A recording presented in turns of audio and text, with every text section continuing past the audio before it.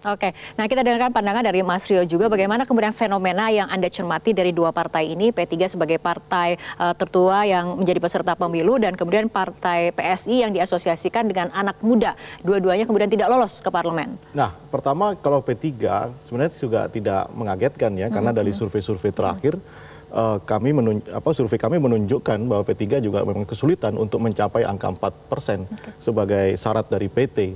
Kalau PSI jelas juga sangat kecil ya, brand PSI di daerah-daerah di Indonesia ini juga relatif kecil, belum terbangun seperti yang kata Bang Ade tadi sampaikan. Salah satu variabelnya tentu adalah bagaimana mentransformasi citra Jokowi, positif Jokowi ya kepada partai PSI. Mungkin lebih banyak baliho daripada kader PSI yang di lapangan.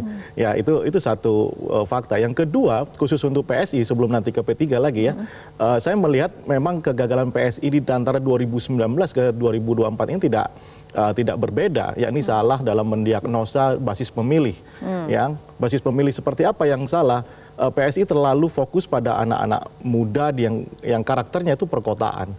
Sementara basis kita itu lebih tersebar di wilayah pedesaan. Ada masalah di level akar rumput artinya? Yes, di akar rumput itu yang terjadi dari persoalan gitu ya. Yang ketiga, saya melihat pull faktor belum ada di lapangan gitu ya. Komposisi caleg-caleg PSI itu tidak bisa menarik dukungan dari akar rumput ya.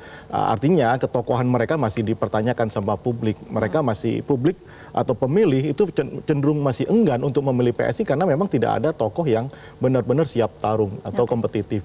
Pun demikian dengan P3. Saya kira ini lebih kepada positioning P3 saja di dalam melihat politik di tahun 2024. Pertama misalnya, ya tentu saya juga sebagai seorang analis politik menyayangkan ya partai yang sudah lama, legendaris harus terlempar dari parlemen.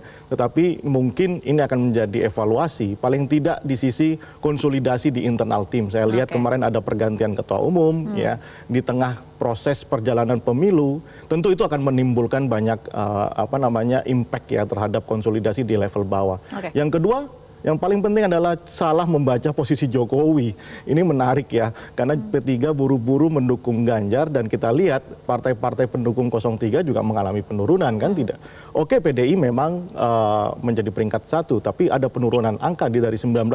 Artinya pilihan capres juga tidak memberikan kotel efek kepada P3. Iya, ya harus diakui seperti itu. Ketimbang PAN misalnya yang kemarin menyatakan dukung Ganjar, tapi tiba-tiba membelokkan dukungan kepada Prabowo melihat Jokowi juga memberikan dukungan Prabowo. Nah itu saya kira kompleksitas variabel yang mengakibatkan P3 hari ini kesulitan untuk 4 besar. Tapi kita lihat nanti upaya di MK seperti apa, Rara. Jelajahi cara baru mendapatkan informasi. Download Metro TV Extend sekarang.